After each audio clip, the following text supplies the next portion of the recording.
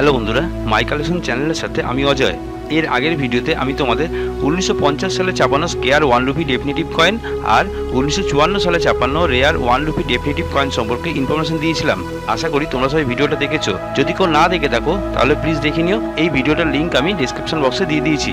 আজকে আমি তোমাদের কোনো কয়েন সম্পর্কে ইনফরমেশন দেবো না। তোমরা অনেকেই আমায় জিজ্ঞেস করো যে কিভাবে তোমরা নিজেদের কয়েন যত্ন করে রাখবে যাতে কয়েন নষ্ট না হয়। তোমাদের জন্যই আজকের এই ভিডিওটা করলাম। তোমরা যারা নতুন কয়েন কালেকশন করছো তাদের আজকের ভিডিওটা খুব উপকারে লাগতে পারে।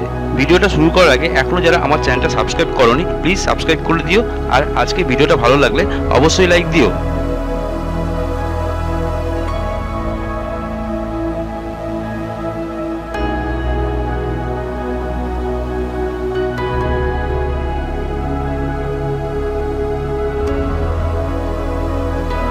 আজকে এই ভিডিওটা করলাম কারণ এই মাসের 11 তারিখ থেকে আমাদের এখানে কলকাতায় কয়েন এক্সিবিশন শুরু হতে চলেছে। আজকে এই ভিডিওটা করলাম কারণ আজকে এই ভিডিওতে যে জিনিসপত্রগুলো দেখাবো এই সমস্ত জিনিসপত্রগুলো এক্সিবিশনের ভেতরে বা এক্সিবিশনের বাইরে সব জায়গাতেই পেয়ে যাবে। এছাড়াও তোমরা এই জিনিসপত্রগুলো অনলাইনেও কিনতে পারবে। আমি আমার বেশিরভাগ জিনিসপত্রই ফ্যালকন গ্যালারি থেকে কিনি, তোমরাও ইচ্ছা করলে ফ্যালকন গ্যালারি থেকে কিনতে পারো। প্রথমে তোমাদের বলে রাখি, কোনোদিনও কয়েন এইভাবে একসাথে রাখবে না। একটা কয়েনের সাথে আরেকটা কয়েন থাকলে তাতে ঘষা পড়ে কয়েনে দাগ পড়ে যায়। কয়েনে দাগ পড়লে কয়েনের দাম অনেকটাই কমে যায়। তাই তোমাদের প্রথম কাজ থাকবে একটা কয়েন আরেকটা কয়েনের থেকে আলাদা করে রাখা। দেখো আমি এইভাবে পাউচে করে কয়েনগুলো রেখেছি। কয়েনগুলোকে প্লাস্টিকের পাউচে করে আলাদা করে রাখতে হবে।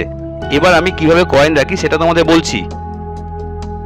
প্রথমে যে কোনো একটা পরিষ্কার সুতির কাপড় দিয়ে হালকা হাতে জাস্ট ধুলোগুলো সরানোর জন্য কয়েনগুলো পুছে নিতে হবে। তবে মনে রেখো, কোনো রেয়ার কয়েন বা ইউএনসি কয়েন হলে সেটা মুছবে না। কয়েনগুলো মুছতে গেলে হালকা হলেও দাগ পড়ে যাবে। আমার এই কয়েনগুলো কোনো রেয়ার কয়েন না, এগুলো সব নর্মাল কয়েন। এরপর এই কয়েনগুলো প্লাস্টিকের পাউচে ভরতে হবে। কয়েনের যদি ওয়েট মাপতে চাও তাহলে এইরকম একটা ওয়েট মেশিন কিনে নিও। এই রকম ওয়েট মেশিন সব জায়গাতে কিনতে পারবে। তোমাদের ওয়েট মেশিনের প্যাকেটটা দেখিয়ে দিলাম। এই রকম একটা ওয়েট মেশিন কিনে নিতে পারো। এটার সাহায্যে কয়েনের সঠিক ওজন মাপা যায়। অনেক ক্ষেত্রেই কয়েনের ওজন মাপার দরকার পড়বে। এছাড়া তোমাদের খুব দরকার পড়বে একটা ম্যাগনিফাইং গ্লাস বা আতস কাঁচ। অনেক ধরনের অনেক রকম দামের ম্যাগনিফাইং গ্লাস বাজারে পেয়ে যাবে। আমার কাছে 5 রকমের আছে। তোমাদের সুবিধার মতো যে কোনো একটা কিনে নিতে পারো।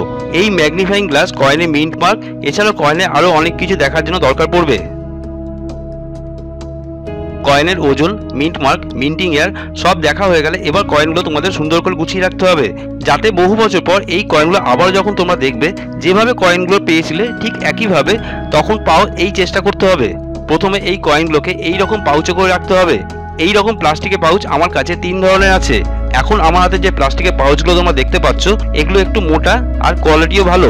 এই পাউচগুলোর দাম একটু বেশি পড়ে। এবার তোমরা এই পাউচগুলো দেখো। এই পাউচগুলোর একটা দিকে আটা থাকে। এই পাউচগুলোতে কয়েন রাখতে চারিদিক বন্ধ করে তোমরা রাখতে পারবে, তবে এগুলো একটু পাতলা হয়। এবার তোমরা এই পাউচগুলো দেখো। তোমরা যারা খুব একটা খরচা করতে চাইছো না এই পাউচগুলো কিনে রাখতে পারো। এই পাউচগুলোর জন্য তোমাদের কোনো এক্সিবিশনে যাওয়ার দরকার পড়বে না। যে কোনো রাস্তার ধারে খাবারের দোকানে এগুলো পেয়ে যাবে। এই ধরনের প্লাস্টিকের পাউচে কয়েনগুলো রাখলে তোমরা যখন খুশি খুব সহজে কয়েনগুলো বের করতে পারবে।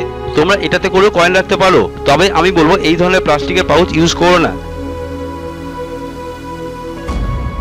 প্রথম যে দুটো প্লাস্টিকের পাউচ দেখালাম সেগুলো ভালো, সেগুলোই ইউজ করার চেষ্টা করো। এই ধরনের প্লাস্টিকের পাউচগুলো 100টার পিস হিসাবে বিক্রি হয়। 100টার দাম পড়ে 15 টাকা থেকে 30 টাকার মতো, 15 রুপিস টু 30 রুপিস। আমি প্রথম যে প্লাস্টিকের পাউচটা তোমাদের দেখালাম সেই প্লাস্টিকের পাউচটাই বেশিরভাগ সময় ইউজ করি। তাহলে কয়েন পাউচে ভরা হয়ে গেল। কয়েনগুলো পাউচে ভরা হয়ে গেলে প্রথম কাজ তোমাদের হয়ে গেল। এবার কয়েনকে হোল্ডারে রাখতে হবে। তার জন্য লাগবে তোমাদের কয়েন হোল্ডার। বিভিন্ন সাইজে কয়েন হোল্ডার কিনতে পাওয়া যায়। 10 থেকে 12 রকমের সাইজের হয়। এই সাইজটা হলো কয়েন হোল্ডারে যে গোল মাপ থাকে সেই হিসাবে হয়। বিভিন্ন সাইজ লাগে কারণ এক একটা কয়েনের মাপ এক এক রকমের হয়। তোমরা যদি বেশি না কিনতে চাও তাহলে 3 রকমের সাইজে কিনে রাখতে পারো। তাহলে তোমাদের অনেকটাই কাজ হয়ে যাবে। বড় 1 টাকা যেটাকে আমরা ডাব্বু কয়েন বলি সেই সাইজের একটা কিনতে পারো, 1 টাকার সাইজের একটা কিনতে পারো, আর 5 টাকার সাইজের মাপে একটা কিনতে পারো। যে 3টে সাইজ তোমাদের আমি এখন দেখালাম এই 3টে সাইজ কিনলে তোমরা অনেক কয়েন রাখতে পারবে। আর তোমরা যদি মনে করো পারফেক্ট কয়েনের মাপে হোল্ডারে তোমরা কয়েন রাখবে তাহলে অনেক রকম সাইজের হোল্ডার কিনতে পারো। এছাড়াও তোমাদের আরেক ধরনের কয়েন হোল্ডার লাগবে। এই ধরনের কয়েন হোল্ডারগুলোতে রোটেশন এরর কয়েন রাখা হয়। এটারও অনেক রকম সাইজ হয়, তবে তোমরা শুধু 1 টাকার কয়েনের মাপের কয়েন হোল্ডার কিনে রাখতে পারো। এই কয়েন হোল্ডারগুলো 50টার পিস বা 100টার পিসের প্যাকেট হিসাবে বিক্রি হয়। 50 পিসের প্যাকেটের দাম পড়ে 100 টাকা আর 100টা পিসের প্যাকেটের দাম পড়ে 200 টাকা। প্যাকেট ছাড়াও এই কয়েন হোল্ডার বিক্রি হয়, সেগুলোর দাম 10 থেকে 20 টাকা কম পড়ে। এইবার কয়েন নিয়ে এইভাবে হোল্ডারে রাখো। দেখো আমি একটা 2 টাকা ন্যাশনাল ইন্টিগ্রেশন কয়েন নিয়েছি। 1990 সালে ছাপানো এই 2 টাকা ন্যাশনাল ইন্টিগ্রেশন কয়েনের সাইজ নর্মাল 2 টাকা কয়েন বা 1 টাকা কয়েনের সাইজের থেকে অনেকটাই বড় হয়।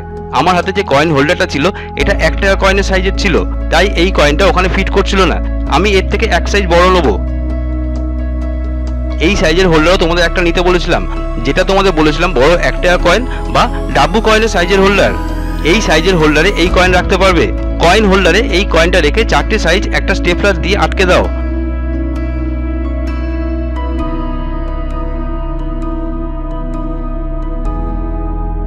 এবার তোমরা তোমাদের বোঝার সুবিধার জন্য কয়েন হোল্ডারের সাদা যে অংশটা আছে সেই অংশে কয়েনের ডিটেলস লিখে দাও, তাতে তোমাদের পরে বুঝতে সুবিধা হবে।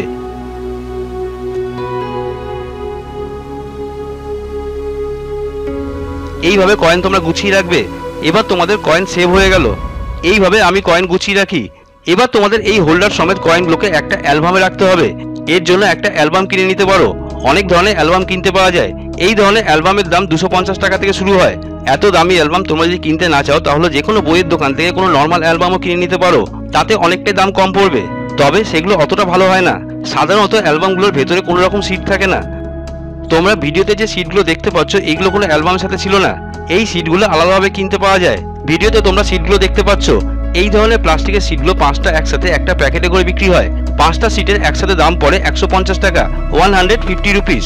এই সিটে হোল্ডারগুলো রাখতে হয়। কয়েন রাখার সিট আর নোট রাখার সিট সবই বিক্রি হয়। একটা কয়েন রাখার সিটে 20টা করে পকেট থাকে, মানে একটা সিটে 20টা করে কয়েন তোমরা রাখতে পারবে। এইভাবে সিটগুলোতে কয়েন রেখে দিও। এইভাবে অ্যালবামগুলোতে কয়েনগুলো গুছিয়ে রাখা যাবে। এবার যখন তোমাদের মন হবে কয়েনগুলো দেখার তখন দেখতে পারো, এতে কয়েনের কোনো ক্ষতি হবে না। এবার তোমাদের আরেকভাবে কয়েন রাখার উপায় বলছি। এটাকে বলে ক্যাপসুল বক্স। এই ধরনের বক্সে করেও কয়েন রাখা যায়। এই ধরনের বক্সগুলোতে কয়েন রাখতে গেলে তোমাদের কিনতে হবে এই ধরনের একটা বক্স আর কিছু ক্যাপসুল। এই ধরনের বক্সগুলোর দাম পড়ে 100 টাকা থেকে শুরু করে 150 টাকার মধ্যে, 100 রুপিস টু 150 রুপিস। আর ক্যাপসুলগুলোর এক পিসের দাম পড়ে 5 টাকা থেকে 15 টাকার মধ্যে, 5 রুপিস টু 15 রুপিস। যত বেশি পরিমাণে কিনবে দাম ততটাই কম পড়বে। কয়েনগুলো ক্যাপসুলে ভরে এইভাবে বক্সে করে রেখে দিতে পারো। ভিডিওটা শেষ করার আগে তোমাদের আবারও বলে দিচ্ছি কি কি জিনিস তোমাদের কিনতে হবে। একটা ম্যাগনিফাইং গ্লাস, একটা ওয়েট মেশিন, প্লাস্টিকের পাউচ, কয়েন হোল্ডার, কয়েন রাখার সিটস আর কয়েন রাখার অ্যালবাম। এগুলো সব তোমরা এক্সিবিশনে পেয়ে যাবে। তোমরা যদি এক্সিবিশন থেকে কিনতে না চাও তাহলে অনলাইনেও কিনতে পারো। তোমাদের অনেকেই রিকোয়েস্টে আজকের এই ভিডিওটা করলাম। আশা করি তোমাদের কয়েন রাখতে আর কোনো অসুবিধা হবে না। তোমাদের যদি আজকে ভিডিওটা ভালো লাগে প্লিজ লাইক দিও, কমেন্ট বক্সে লিখো তোমাদের কেমন লাগলো। আর প্লিজ চ্যানেলটা সাবস্ক্রাইব না করা থাকলে সাবস্ক্রাইব করে দিও। আজ এই পর্যন্তই। নেক্সট দিন নতুন কোনো ভিডিও নিয়ে আবার তোমাদের সাথে দেখা হবে।